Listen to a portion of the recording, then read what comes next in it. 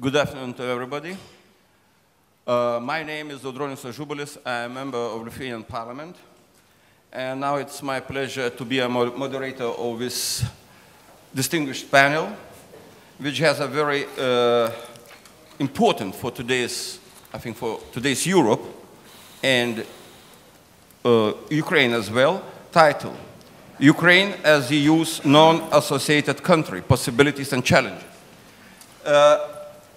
But before I will introduce distinguished panelists, I would like to say a few words. First of all, we shouldn't exclude Ukraine, our Ukrainian case, after the Vilnius summit, from others EaP member countries. Because we should see the process. We should see how Ukraine is alienated with Moldova,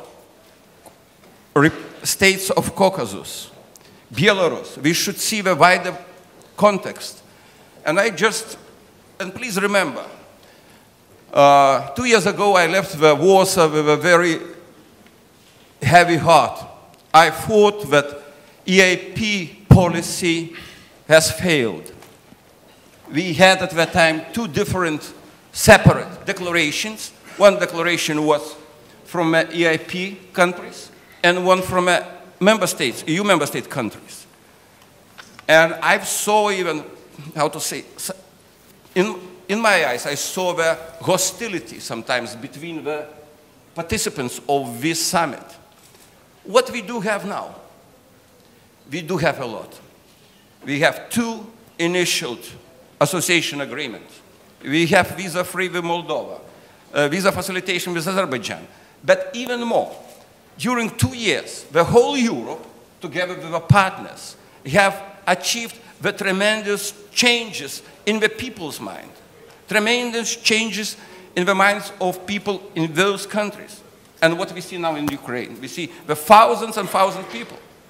It's a new wave of new Europeans. And that's what I think that we should talk about our continuation, about the future, but we shouldn't be pessimist. At least I'm thinking so. And now I would like to introduce distinguished panelists. First of all, it's Mr. Alexander Kwasniewski. Okay, no, everybody knows. Former president of Republic of Lithuania, but maybe not.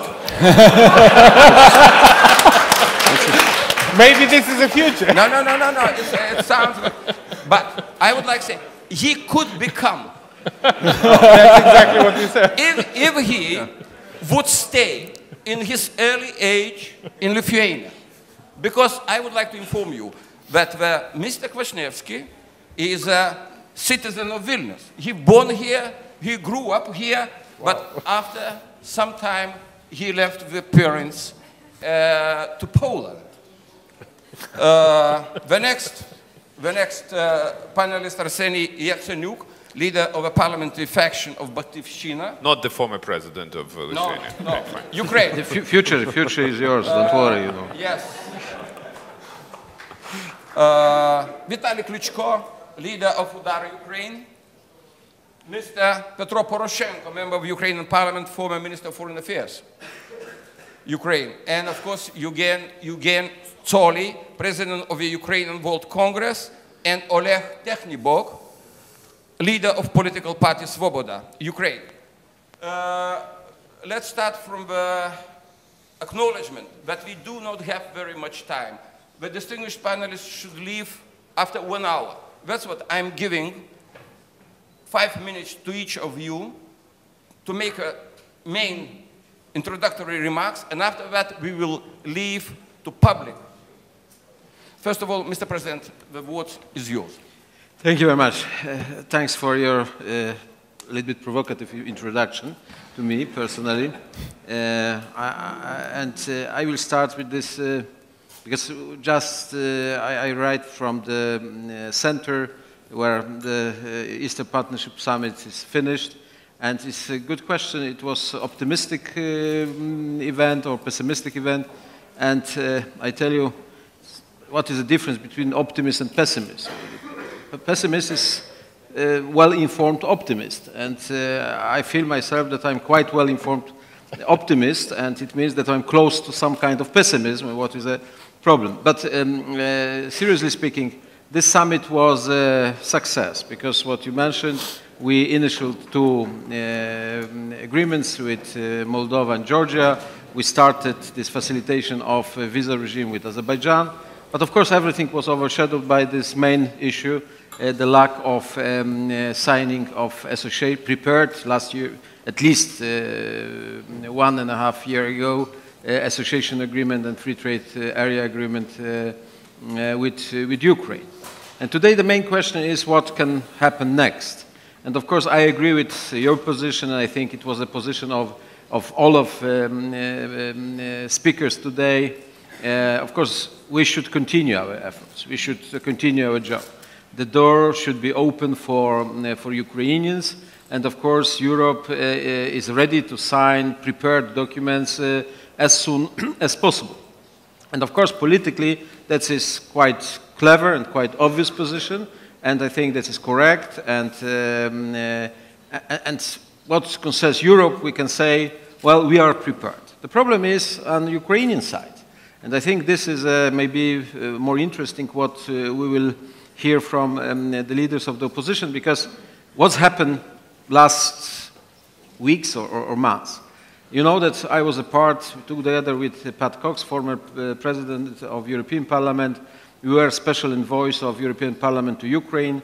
We visited this country in the last 18 months 27 times. We spent almost 80 working days in Kiev and Kharkiv. We met President Yanukovych at least 18 or something like that times. We spent together 60 hours. Of course, that is an important part of our life, 60 hours with the Ukrainian president. Until summer, we were almost sure that Ukrainian government, Ukrainian president, they want to sign the agreement. Of course, we have some problems, we have some obstacles. You have the question of Yulia Tymoshenko, of course, but the mood and declarations, they were quite clear. Because I remember the speech of President Yanukovych during the inauguration of the parliament, and he mentioned 2 priorities, not 5 priorities, 10, it was 2 priorities. And he said, well, the first priority is European integration, the signing of association agreement, free trade agreement, etc. And the second is modernization of the economy, modernization of the country, modernization of social politics, which is possible by European integration.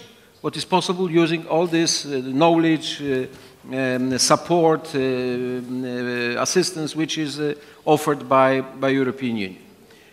So, what happened then? I think the first very important factor which changed the situation is, of course, this enormous pressure from Russian side. Everything what we observed from the summer, especially blockade of Ukraine export, did a lot of damage against Ukrainian economy, Ukrainian companies.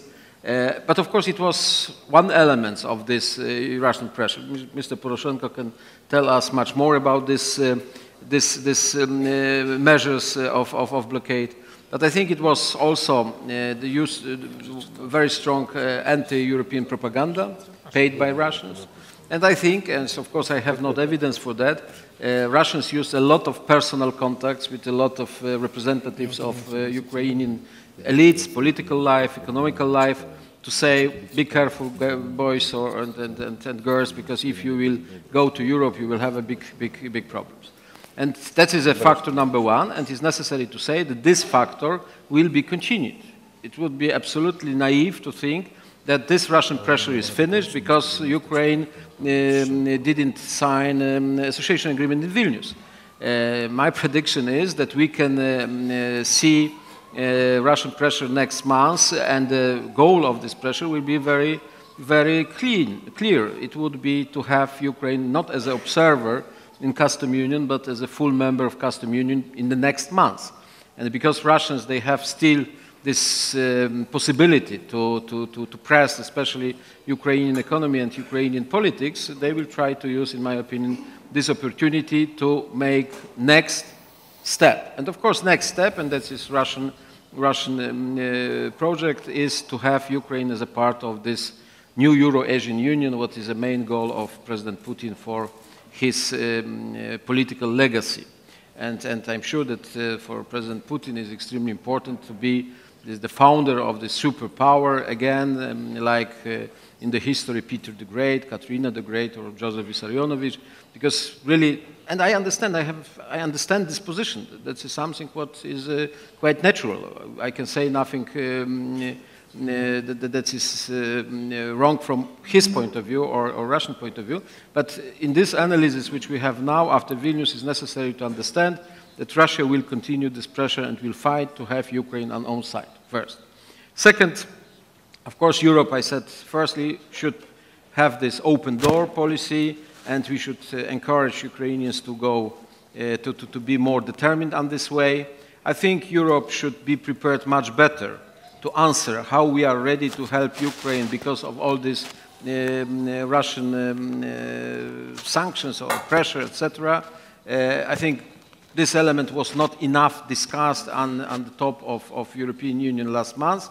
But now, after this experience, we understand quite well that this, we should speak not only about values and standards, but we should speak about some concrete elements of this European policy towards Ukraine. And the third point, I think, is the most important, and that is something what is a main question for all of us last days. What really Ukraine wants to do? What is the position of the president? What is the position of the government? Because we don't know, frankly speaking. After all this declaration about this pro-European way and pro-European path, we see the change in the last minute. We were not informed about all these problems earlier. Our feeling is that we were, frankly speaking, not our mission, I speak about many European leaders, we were misled by Ukrainian leadership, and of course it creates a big problem, the problem of the trust, the problem of mutual understanding, the problem how to cooperate in the future if we have such fundamental problem. We cannot find common language and such mutual understanding. So our first question, and I think that will be the policy of all of us next month, is to ask Ukrainian government what means this situation, how they explain these last decisions, because we have still not enough information and explanation for that. Then, of course, for us, it's extremely important that Ukraine, and that is a big difference between Ukraine and Belarus, for example, or Russia, Ukraine has quite strong civil society. And this civil society tries to say something now on the streets. They want to say that we want to be part of European community. That is our not only dream, but that is our project for our life. The question for all of us is how strong the civil society is now.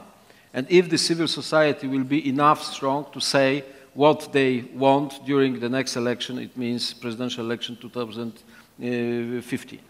And finally, because I have not enough time for all this analysis, I think the next point is, of course, the position of leaders of these parties which are here, because in my opinion, 2015 can be decisive election for this main question, where Ukraine wants to go, to the east or to the west, or using the metaphor of Mr. Technibok from the last session of the parliament.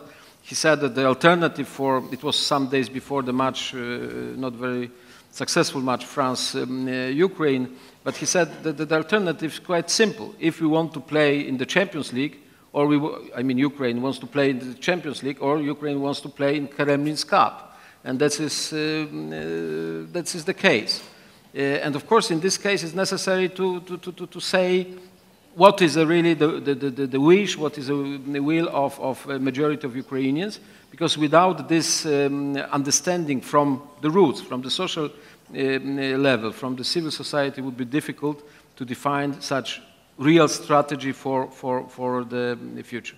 And of course, if opposition wants to go to Europe, it's necessary to collect all the people, collect all these efforts for this goal. And I think it's necessary from your point of view also to discuss very seriously how this Ukraine connected with European Union should manage all these relationships with Russia. Because this Russian factor, what I said at the beginning of my speech, is and will exist one of the most important elements defining the situation of Ukraine and policy of Ukraine.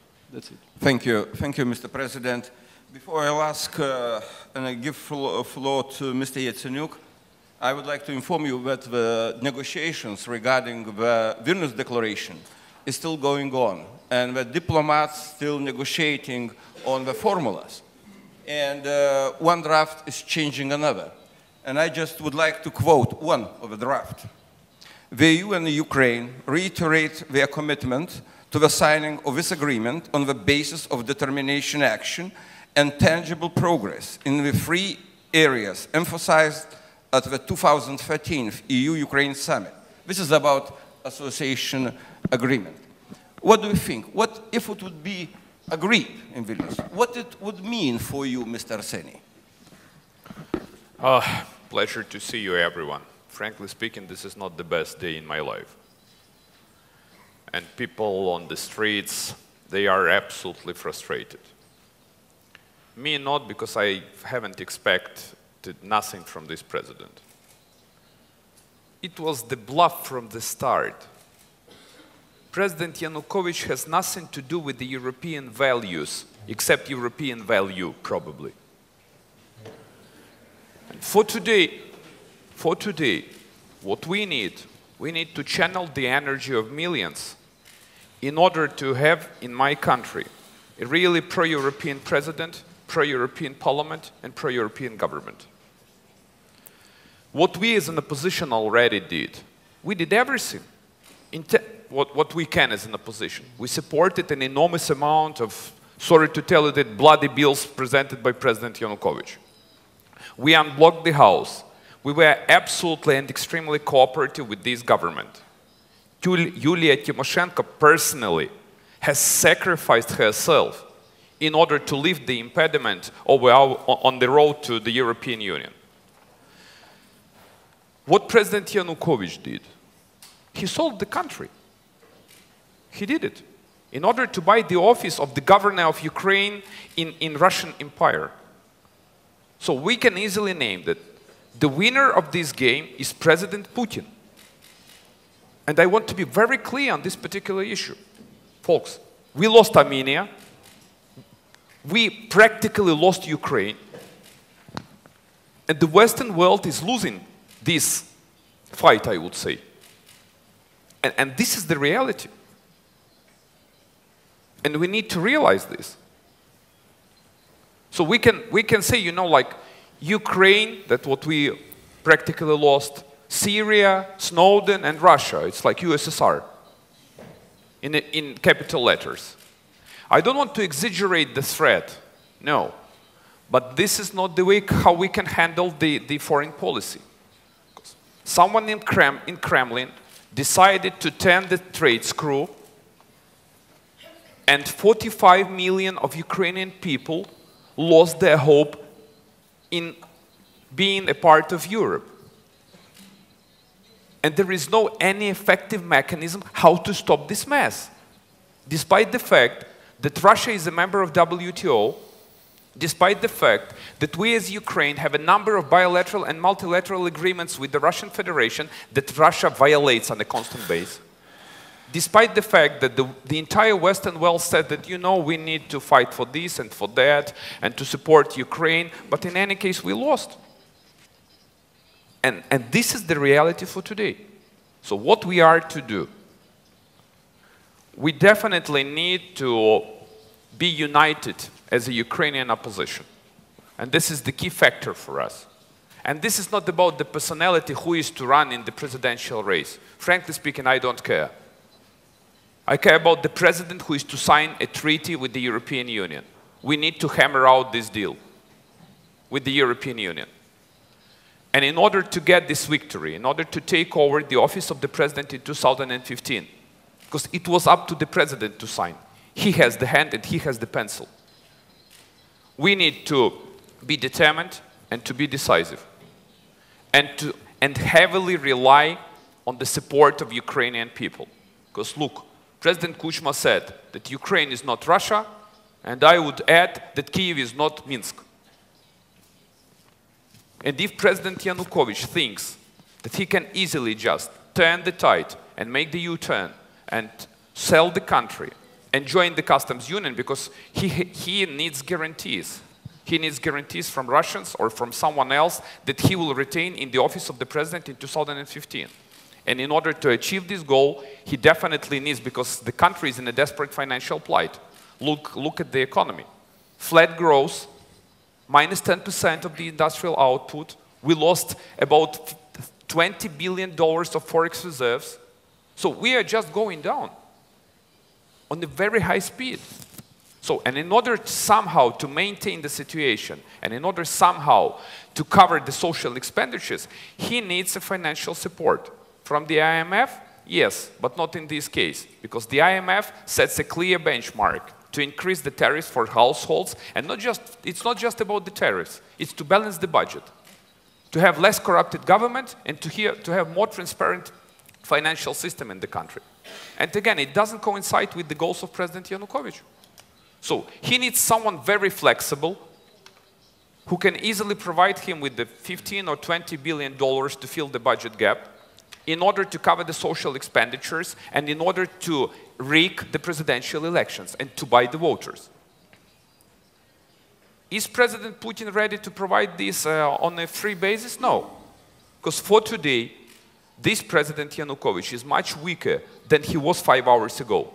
This is the trap for him. But we don't care about the president, we care about the country. So in my feeling is that President Putin will press on him and press on us.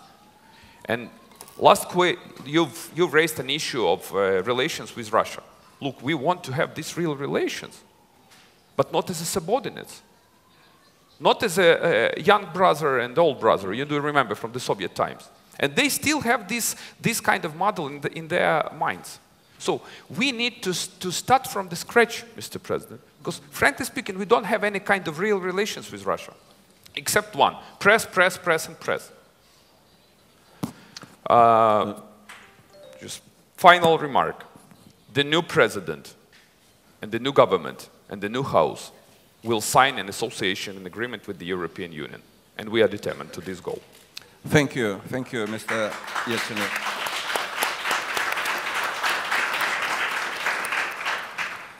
Mr.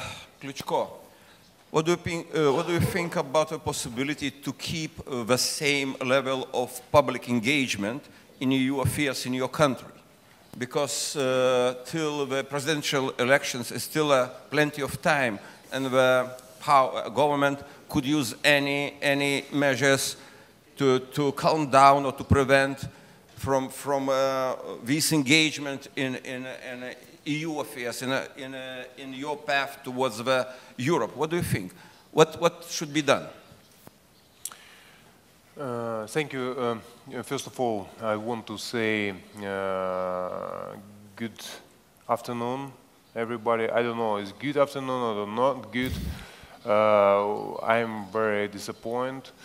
I'm very disappointed and upset because to the last minute, I hope, we make a meeting yesterday until middle night, all three leaders of opposition. We talking. We have a chance. Yanukovych is here. If Yanukovych ignore Vilnius, it's very bad sign. He's here and we have hope. We have hope to the last minute. We talk a lot with President Kwasniewski because President Yanukovych make a lot of declaration. But between declaration and implementation always was huge difference. He promised that and that and that and that pretty long time. 22 years independence. We wait of changes in our country. We believe in better future. And right now, if we see 22 years ago, if Iron Curtain fall down, in Soviet Union doesn't exist anymore.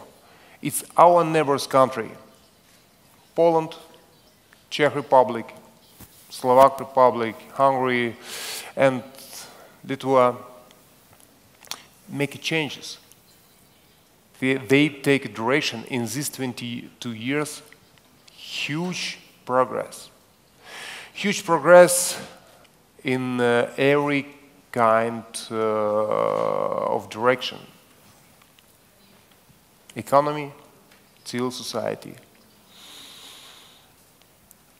We wait. Ukrainian can wait, but Ukrainian will be never wait if somebody steal the hope. And right now, if everybody was shocked, if we received the information, the government and president stopped moving to Euro integration in the last week. It was very difficult to understand, and that's why the result, you know, hundreds of thousands of people, millions around the world, come in many different cities, not just in Ukraine, in Paris, front of embassy, Berlin, Seoul, everywhere where Ukrainian want to live in country without ways no corruption, where we have rule of law, where we have main point, the human, which is right, and the future. A lot of Ukrainian, we talk about 46 million Ukrainian. It's the numbers of people a couple of years ago. I don't think so, we 46. No, it's Ukrainian more than 46 around the world, but it exists right now in Ukraine much less because people leave Ukraine, they need a job, they need the better future, they doesn't see the future in our home country. The last couple of 3 years. 3 years ago, and President Yanukovych announced European integration as priority in our law, and we want everybody to make it changes. But it was just declaration. Right now, the mask fall down. I told many times, Yanukovych don't want to move to European Union. He don't want to move to Custom Union. Why? It's a clear answer. Custom Union, if we talk about the plans of Russia to build empire, to build empire. In empire, we have just one imperator. He don't want to be the governor of Ukraine. He don't want to move to Europe because he don't want to make changes in our country because it means he can't make a business. And right now, what happens in Ukraine? They break all rules, almost 3-year Kiev without mayor, self-government destroyed, the people, it's no rules and no trust to police, no trust to justice, no trust to nobody, and we have just a hope. What happens right now, and you question what we have to do right now, is the main point, civil society. The main point, civil society, because I don't think so Yanukovych have power to fight against civil society. Everybody told Europe it's our way. And we have to talk right now about our plan. And our plan, if Yanukovych don't want to go to Europe, we have to do everything. We go to Europe without Yanukovych. It's our main goal as opposition. How it will be not easy. We work with different parties, with different ideology. We have, but united us two very important things. We want to live in Ukraine as European country and with European rules. And we're fighting all together against regime.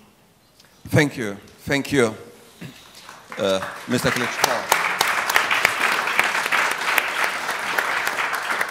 Now I would like to give a floor to Mr. Poroshenko, who is not just experienced politician, but also a successful businessman who, by the way, experienced the Russian sanctions on his enterprises. But now we could talk about not those who are against Ukraine, but who could be and should be and must be, at least what I am thinking, and maybe are, for Ukraine. I would like to ask how you think about the last mission of IMF and very strict conditions which they've set up to Ukrainian government on 31st of October. Please. Thank you very much, dear colleagues, distinguished audience. I think this is a very important date and very important place when we have this meeting. 29th of November, Vilnius. Starting from February year 2013, millions of Ukrainians connected with this date and with this place their strong hopes for European integration of Ukraine. We count weeks and days until Ukraine make a formal step to become an associated member of European Union. And we try to do our best to reach that. Does it today day of disappointment?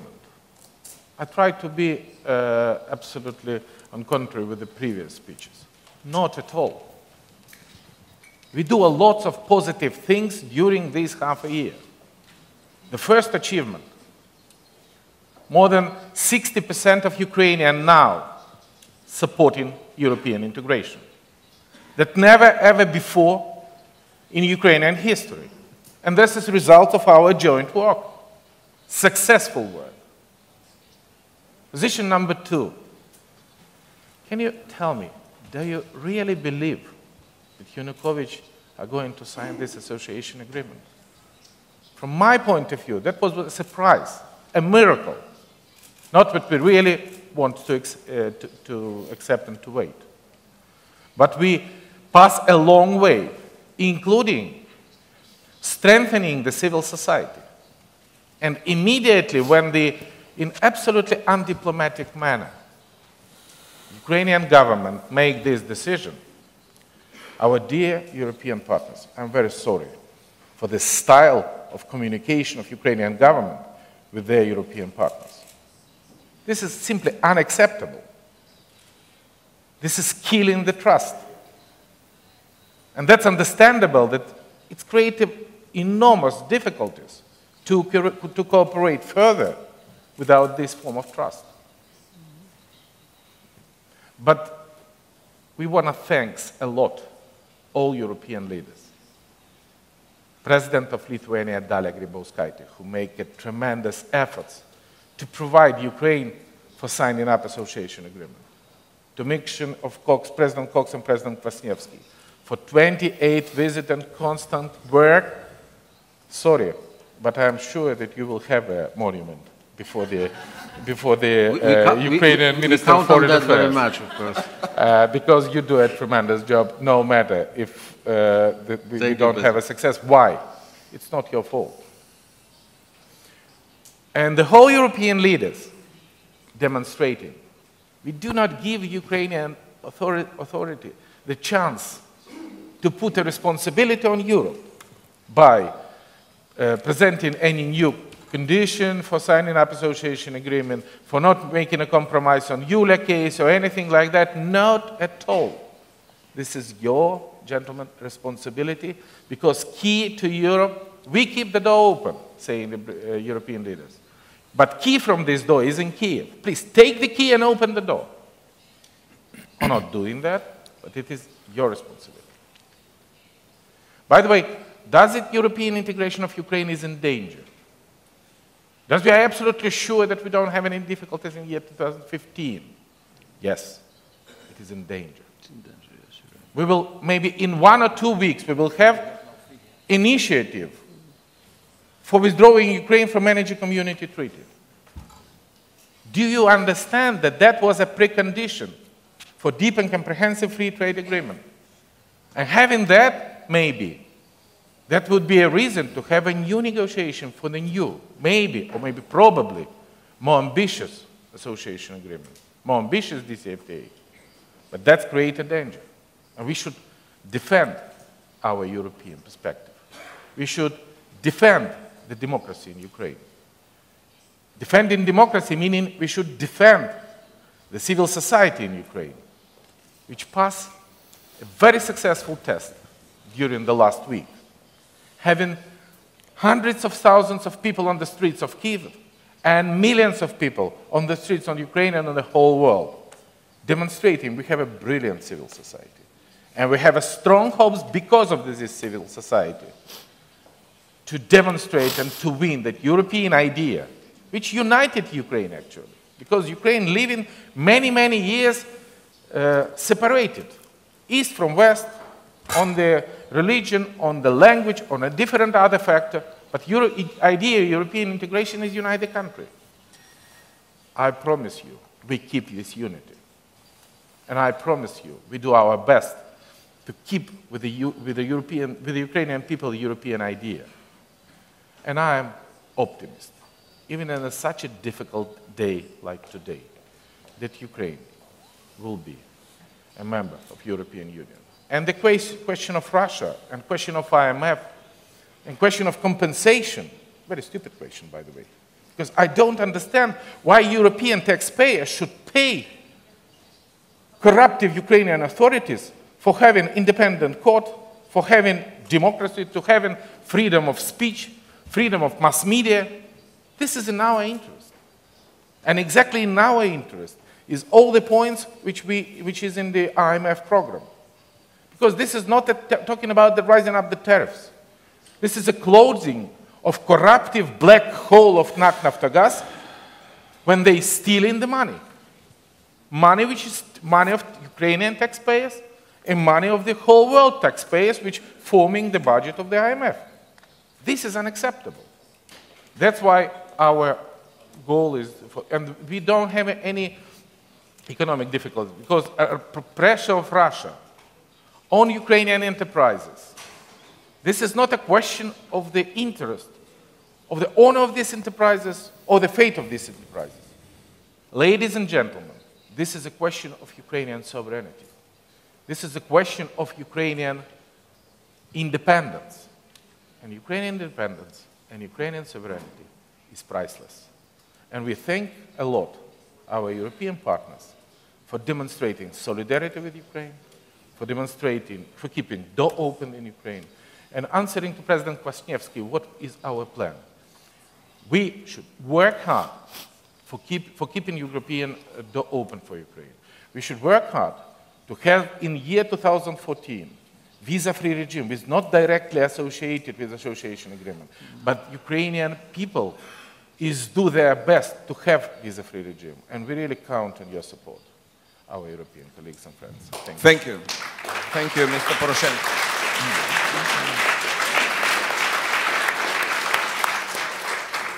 Now the word goes to Mr. Technibok, and my first question is, very mildly speaking, the Ukrainian society is not so homogeneous. And when we are talking about that now it's such a huge pro-European wave in your society, we see some differences. What do you think about how to engage whole Ukraine, whole regions in this pro-European activity? Thank you. Дякую за ваше запитання. Вітаю, шановне товариство. Дійсно, українське суспільство є неоднорідним. Але Я хочу нагадати історичний один такий факт, коли в нас були проблеми з Росією. Just a moment, because the people need to... Yeah. Коли в нас були проблеми... Second channel. Зачекайте. Так. Подумати. Okay, please. Дякую. Коли в нас були проблеми з Росією навколо острова Тузла, тоді ця подія моментально об'єднала українців як з Заходу, так і з Сходу. Як і україномовних, так і російськомовних.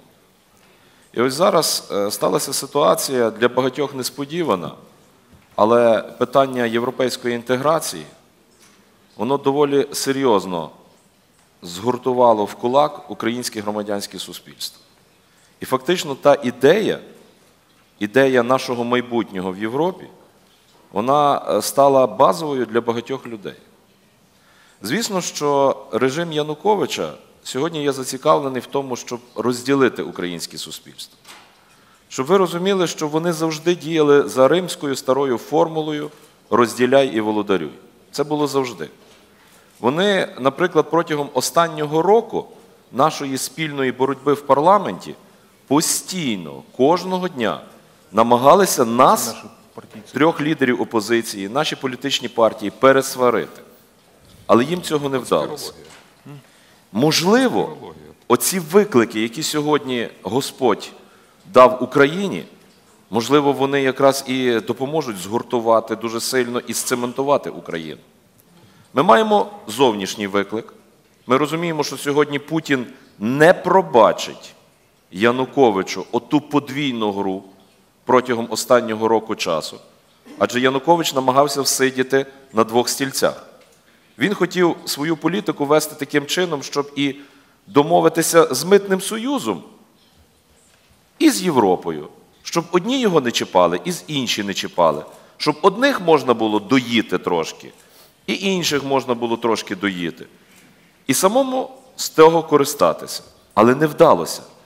Ви пригадуєте, тільки-но Янукович і його команда почали заявляти мінімальні тези про євроінтеграційні прагнення України, як Путін моментально дав реакцію. І це була жорстка реакція. Це були не просто його політичні слова, це були економічні санкції.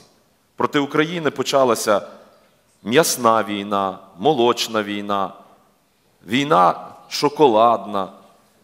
Це поруч з тим, що Росія ніколи не припиняла вести інформаційну війну проти України.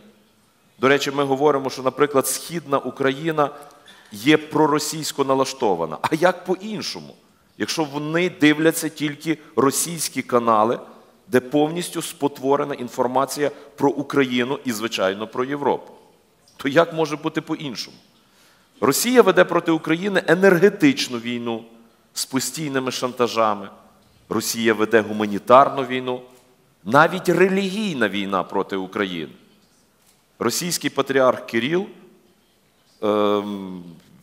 глава Московської православної церкви, заявив чітко, він хоче на території України, як він каже, строїть руський мір.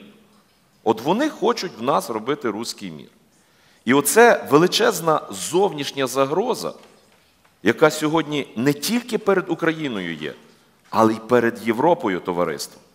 Мені здається, для Європи дуже важливо, чи кордон з Кремлівською імперією знаходиться на східному кордоні України, чи на західному кордоні України. Сьогодні, на жаль, ми бачимо, що цей кордон перемістився для Європи на західний кордон України.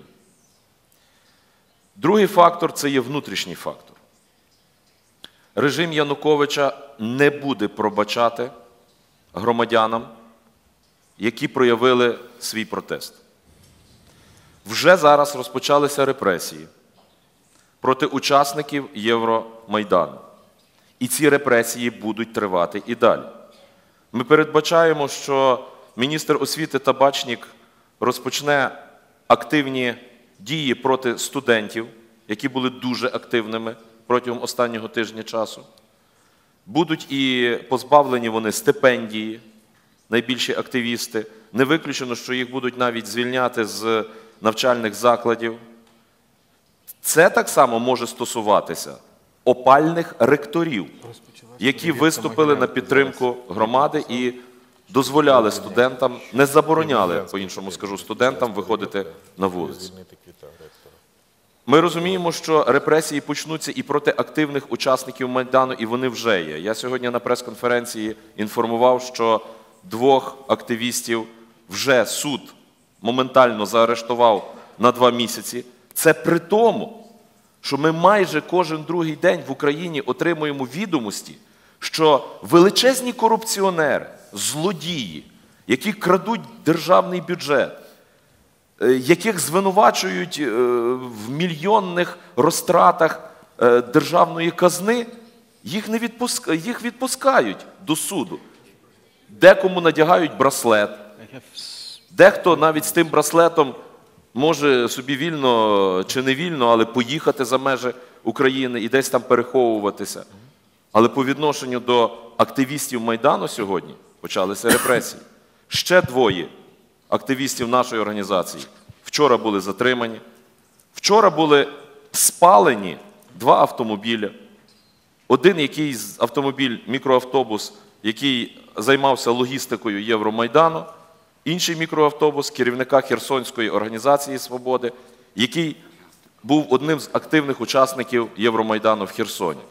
Це є попередження і це є намагання залякати опозицію. Крім того... Just a moment, because President Kwasniewski is leaving, but maybe you will agree, sorry that I interrupted you, because the time is precious, just to answer 2 questions, short. 2 questions, who wants? Please. Yeah. Sorry, because... Valery Chaly, the chairman of Expert Council on the EU-Ukraine Committee. I use this opportunity to say thank you, Mr. President, for that work. And we hope...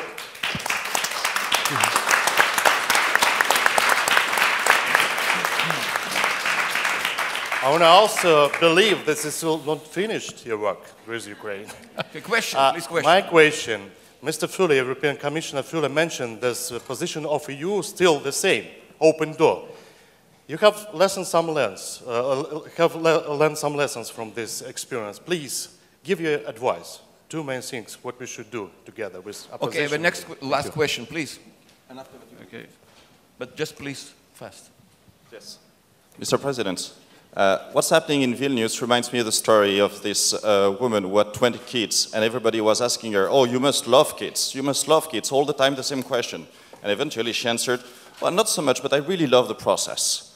And here, everybody was asking for the last few months, oh, we'll sign the association agreement, we'll sign the association agreement. And we forgot that to sign the association agreement, to have the baby, there needs to be a process. And the process was improving democracy, rule of law, market economy. And no progress has been done. It has been even a regression.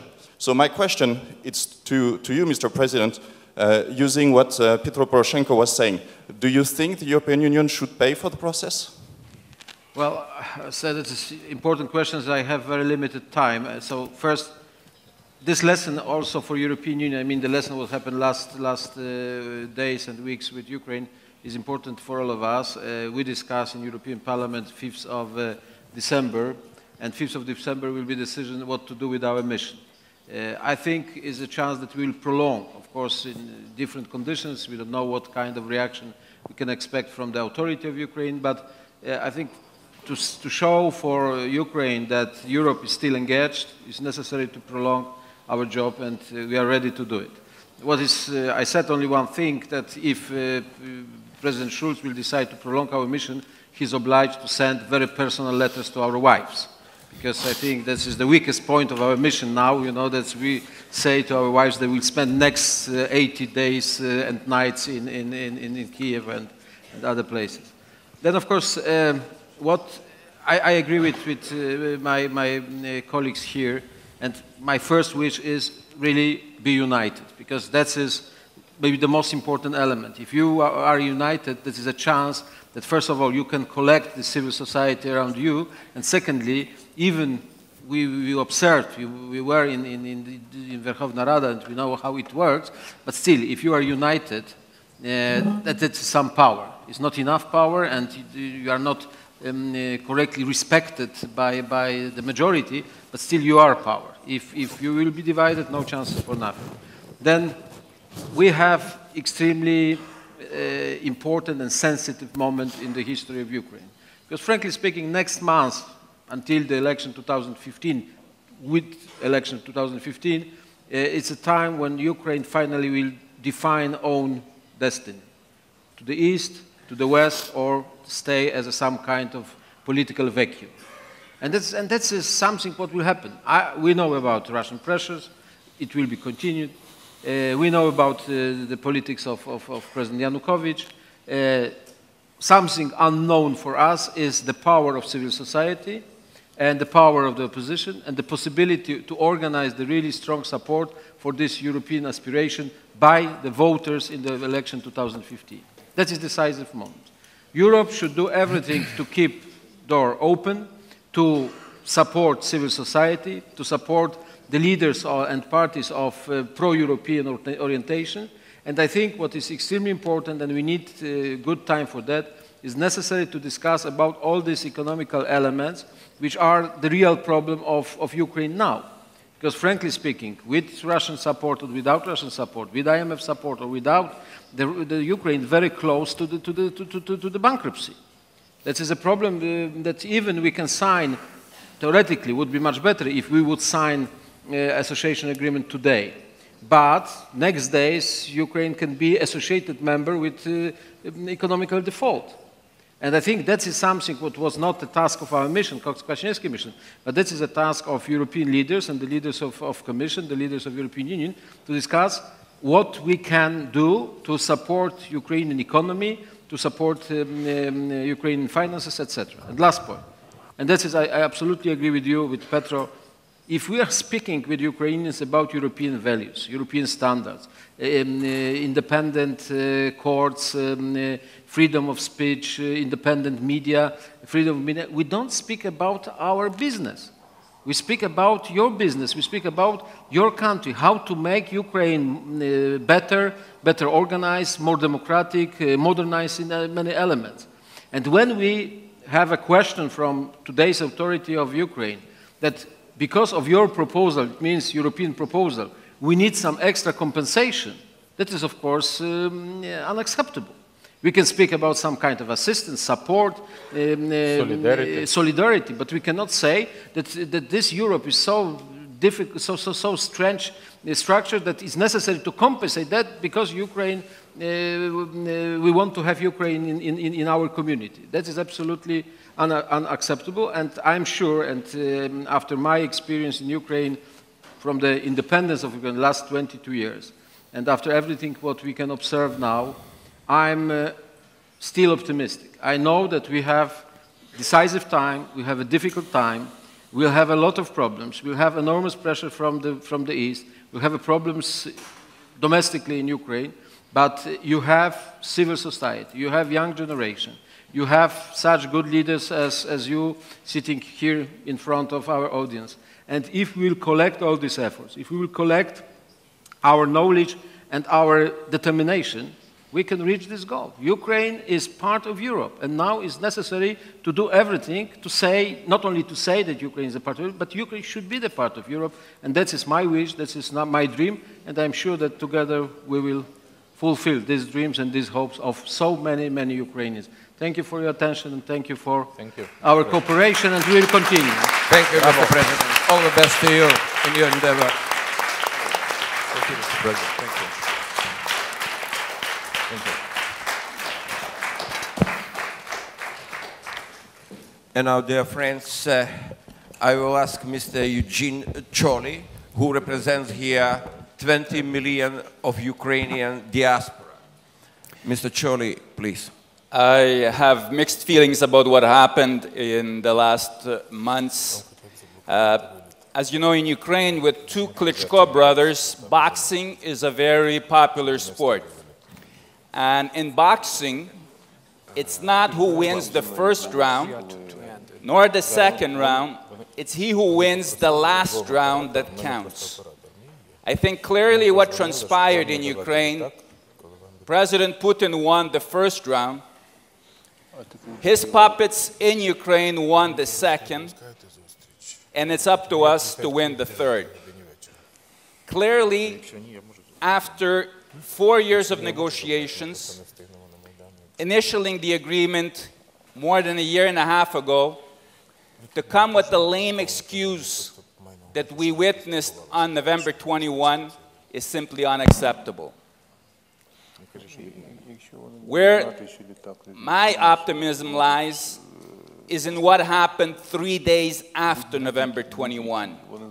On November 24, somebody much more important than the president of Ukraine, much more important than the governing authorities of Ukraine, the people of Ukraine spoke.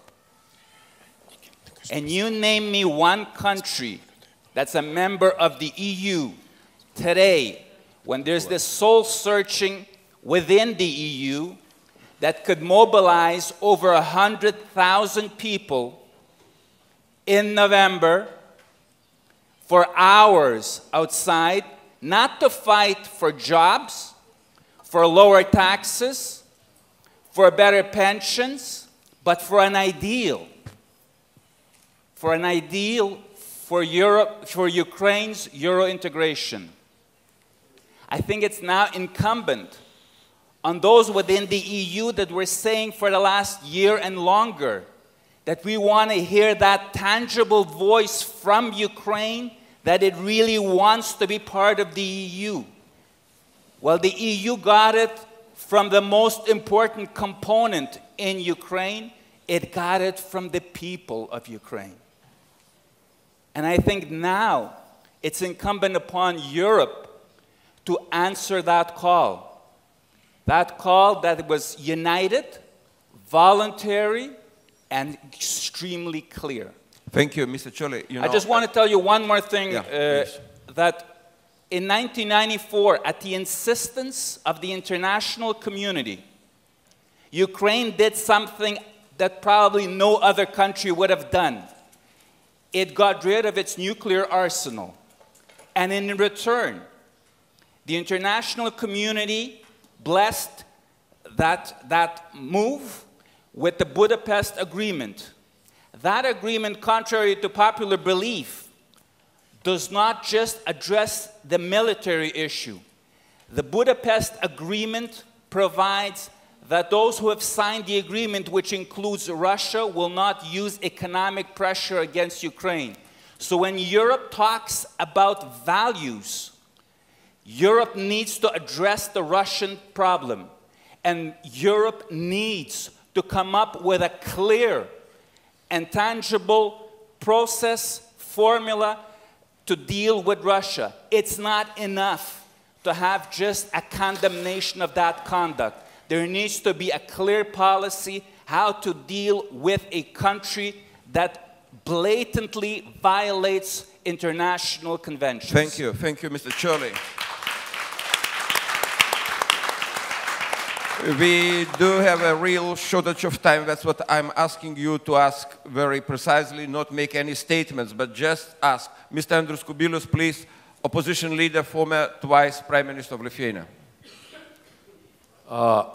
Dear colleagues, really, it's a pleasure to see you again, still surviving and in a good boxing mood, I should say. So really, the day is not very happy. Still, I remember yesterday we still had some small hopes that they can be much more happy. But I think that what we need, it's obvious what happened. So the question is just now, what is a post-Vilnius strategy? And my very simple questions. One is really, what do you think about what President Kwasniewski was speaking, economical and financial situation of Ukraine, and what is a solution? Because as we understand from the numbers, really it's on the verge of collapse. So maybe Mr. Poroshenko can explain. Second question. Just few very small very small questions. You are stealing Very simple, the question. very simple, no. It's, as we understood from the news, President Yanukovych still declared, going from Vilnius, that there is an opportunity to sign association agreement maybe during the next EU-Ukraine summit. So what is your opinion about that? And the last point, elections in 2015.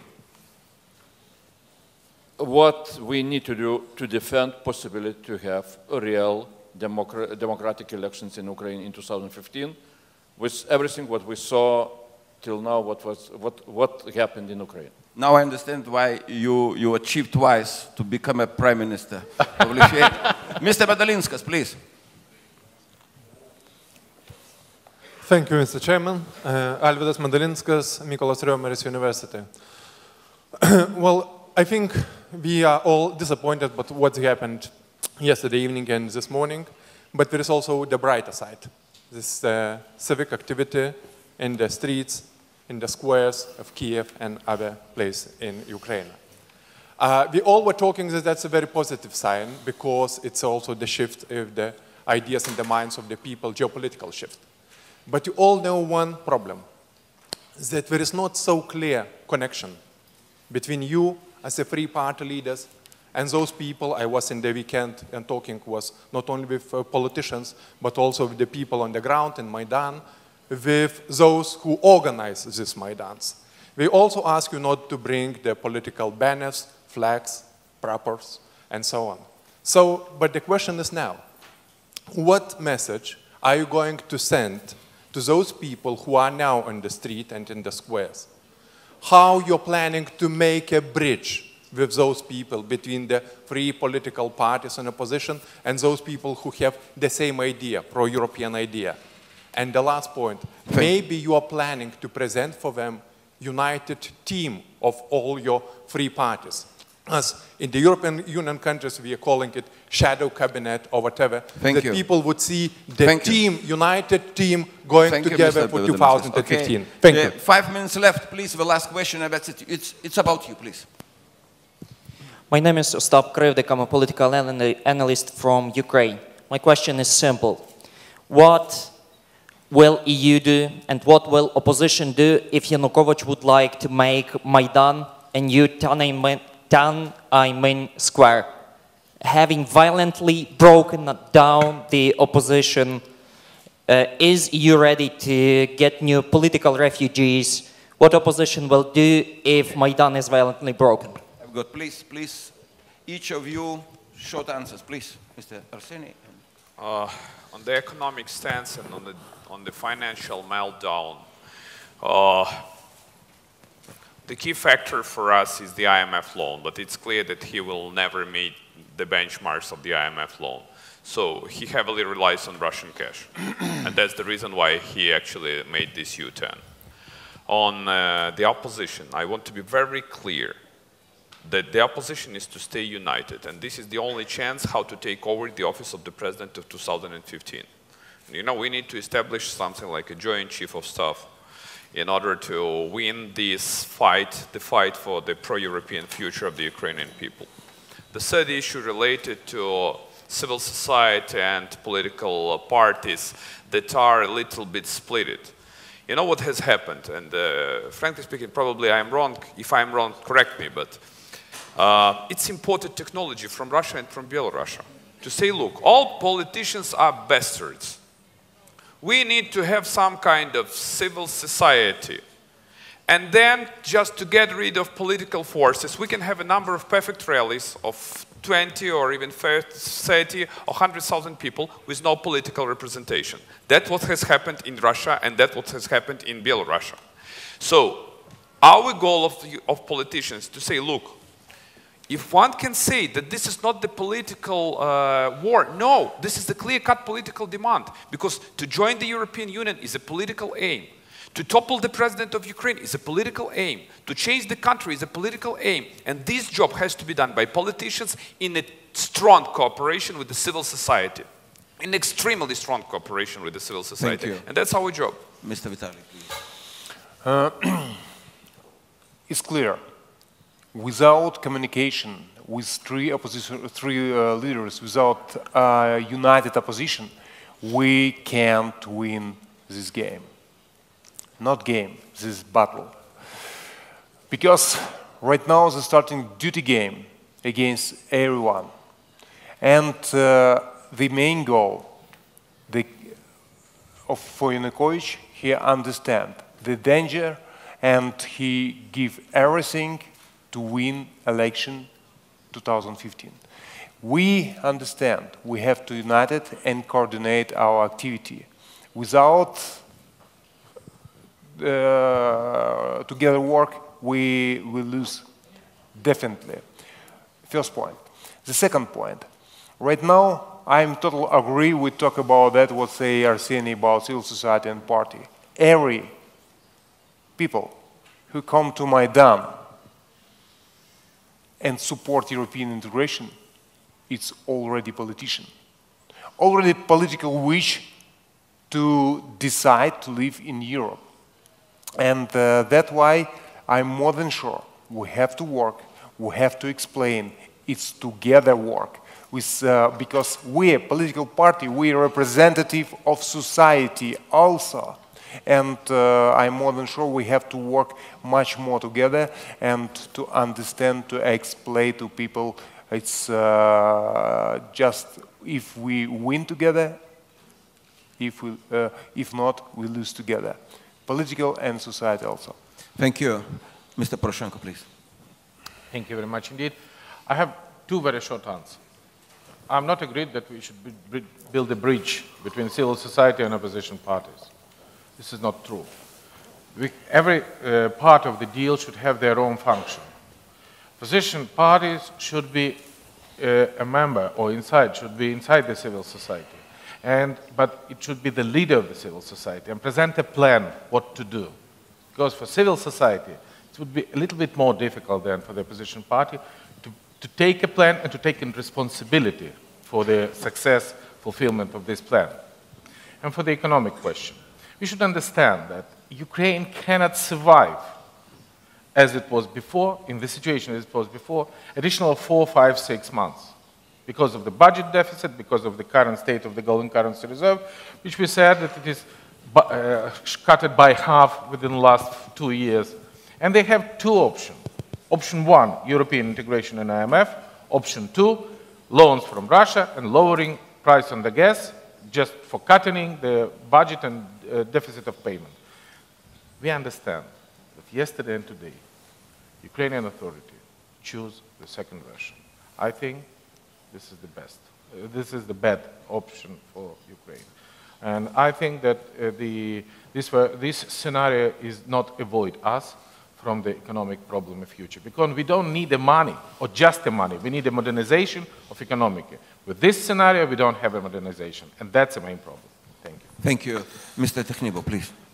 На першому етапі нам дуже важливо зберегти єдність парламентської опозиції і скоординувати наші дії, в тому числі в контексті виборів 2015 року. І будьте певні, ми придумаємо найоптимальніший варіант, щоб ці вибори виграти. На другому етапі нам потрібно все зробити, щоб не було протистояння між парламентською опозицією і позапарламентською опозицією, яка сьогодні вже починає формуватися. Інша річ, що як парламентська опозиція, так і позапарламентська опозиція – це є політика. Тому нам потрібно розбити оті плани Банкової адміністрації президента Януковича щодо протистояння між громадянським суспільством і опозиційною політичною силою, які надмухувалися штучно. От ми зараз маємо приїхати і поставити крапку на тому протистоянні. Що стосується економічного фактору, ми розуміємо, що Україна економічно на грані дефолту.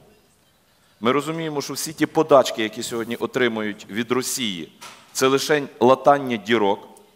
Якщо дають 15 мільярдів, то мінімум половину вкрадуть собі в кишеню, решта кинуть на погашення відсотків від кредитів. А решта, можливо, там трошки на виборчу кампанію. Народ того не отримає. І, звісно, ми маємо нюхом відчути настрій людей, коли реально люди зможуть повстати проти тієї влади і зуміти не допустити репресій, про що було запитання. Бо ми сьогодні є реально на порозі жорстких силових репресій проти тих, хто думає не так, як влада Януковича. Thank you. And Mr. Chorley, please. I'd like to answer the third question of Mr. Kubilius, namely what to do in order to optimize the possibilities of having as close as possible to fair elections. I think that we have seen in 2004 what it takes. It takes a maximum number of international observers. It has worked then, it will work every time that the world looks at the elections.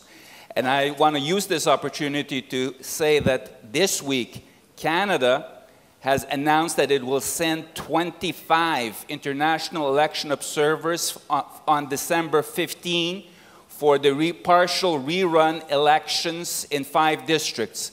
If Canada can send 25 international observers across the sea, then European countries should send a substantial higher number in order to ensure that those by-elections or rerun elections are as close as possible to fair elections, to give an immediate signal to those who were on the street the whole week that Europe has heard their message and is immediately acting not only with words but with action, and in order to ensure that people would have the confidence to go to vote in 2015, knowing that the international community will be there. Thank you. Thank you. Dear friends, thank you for being here. I think on the name of all of us, we wish you all success, great success, and be sure that we will stand together with you. All the best to you, and have a safe trip going back. Thank you.